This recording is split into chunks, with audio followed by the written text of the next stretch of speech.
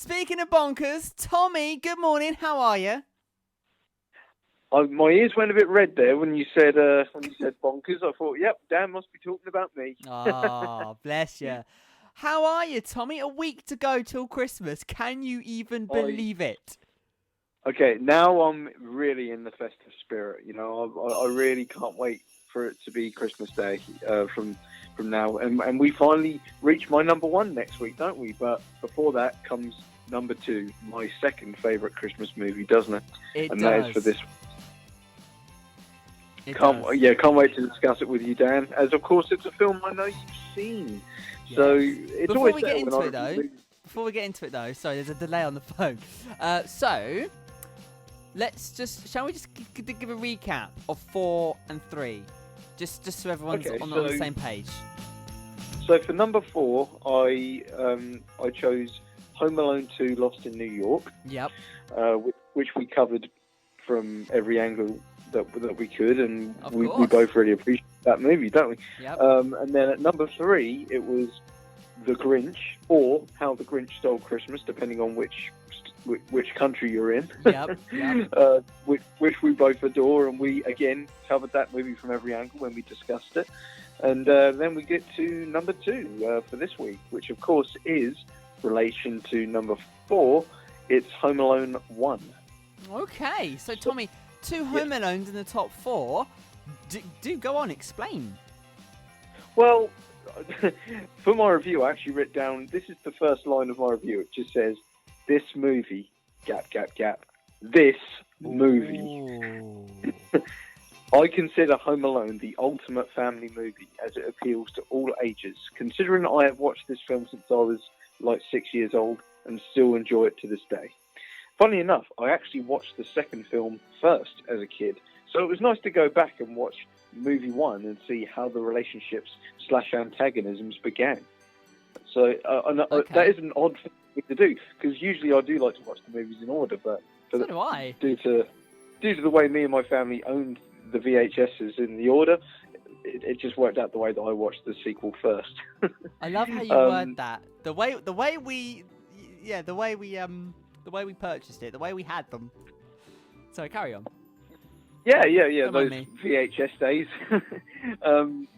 Kevin is a little 8-year-old kid with a big chip on his shoulder, as his family all antagonize him and pay zero attention to him during the opening sequence, unless he does something wrong.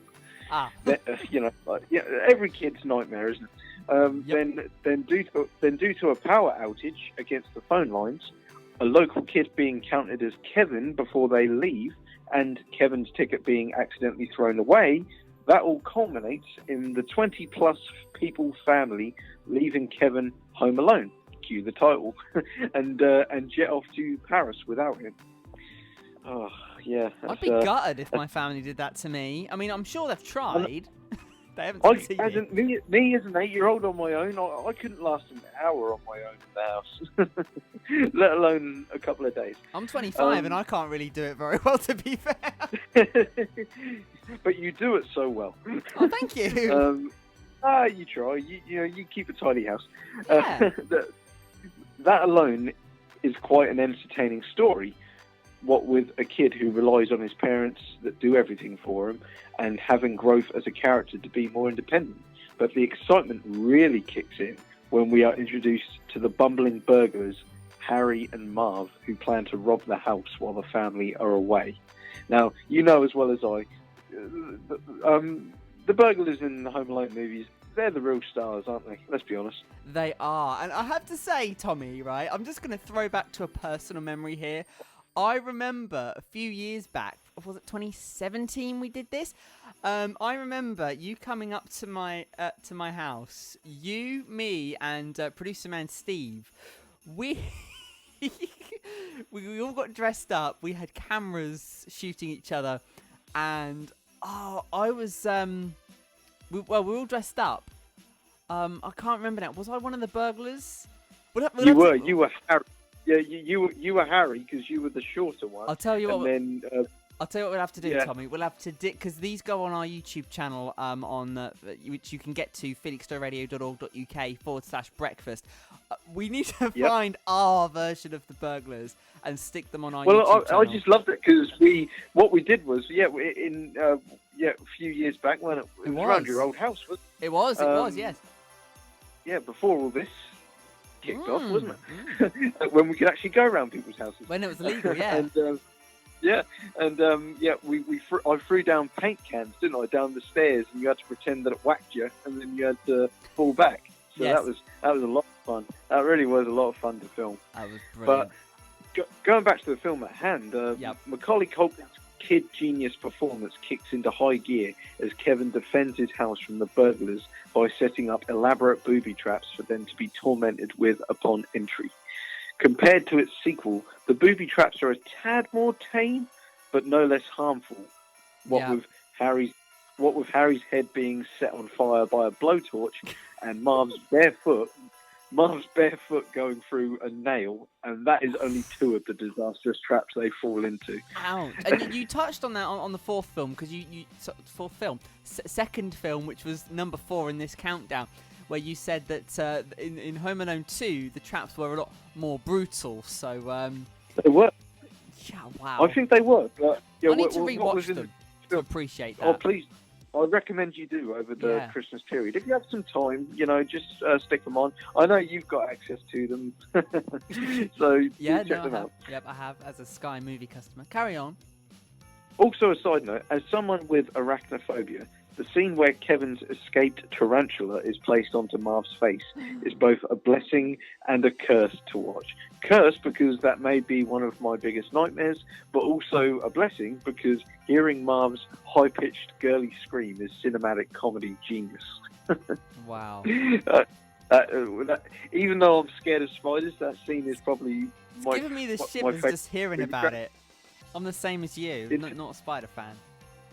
No, I'm not a fan of spiders at all, but watching that scene, I can watch that. Usually if there's a tarantula on a film or something, I have to look away. But with Home Alone, because I've watched it so much growing up, I know exactly when the spider is going to be on screen, so I'm okay with it.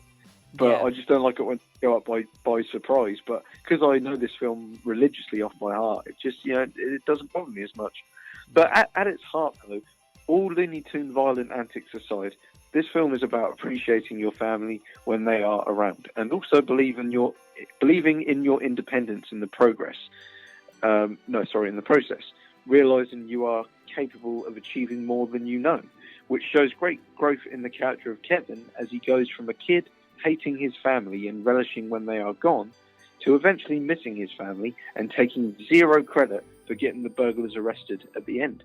So it really does show how the character does evolve, Yeah, absolutely. And it's a really good story as well, because obviously I think all of us as kids have wondered, if we just had the house to ourselves, what could we do? Where would the limit be? And it kind of is an imagination opener, isn't it? When you're a young viewer watching this film.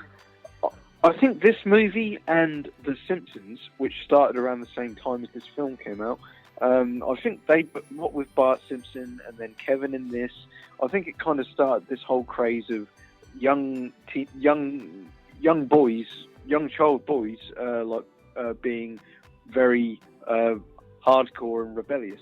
You see? Yeah. So there's quite a connection between Bart Simpson and Kevin, I think. I wouldn't be surprised if there was some inspiration for one over the other on that one. Okay, that's an interesting take. Yeah. But to close, this film is an absolute joy to watch from beginning to end, and brilliant to get you into the family festive season. Joe Pesci and Daniel Stern are fantastic as a comedy duo as they get whacked, burned, and tripped over. And you can even see Joe Pesci, renowned for his Scorsese roles, where he swears all the time in all of Martin Scorsese's movies. So in this film, being a family film, he mumbles all the time because he's trying so hard not to curse in a family movie. Very well played. A great Christmas movie. I made a vow to only ever watch during the festive season, if not only to hear John Williams' brilliant, moving music score. And that was my review on Home Alone. Do you have a star rating? I do have a star rating, and it is, drum roll please, da-ba-da-ba-da-ba. I'm giving this 5 stars. Ooh, nice one.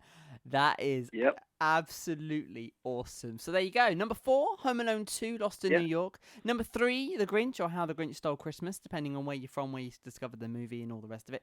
And, of course, number 2, Home Alone. So we had a 5-star, we had a 4.5 star, a 4-star, a 5-star, and next week is it's the number 1. I'm looking forward to it, Tom. Well, remember, I am considering these movies Christmas movie first, movie second, because this is the Christmas movie list. So it is. So for example, what I've chosen for number 1, I might prefer Home Alone as a movie to number 1, but as a Christmas movie, I just think the one I've chosen for number 1 succeeds against Home Alone in that regard. Well, everyone, you need to join us here live on Felixstowe Radio from 6 in the morning. That's right, we're starting at 6 on Christmas Day. Don't worry, Tommy, you won't be on at 6. You'll be on same time around 7:30, and we'll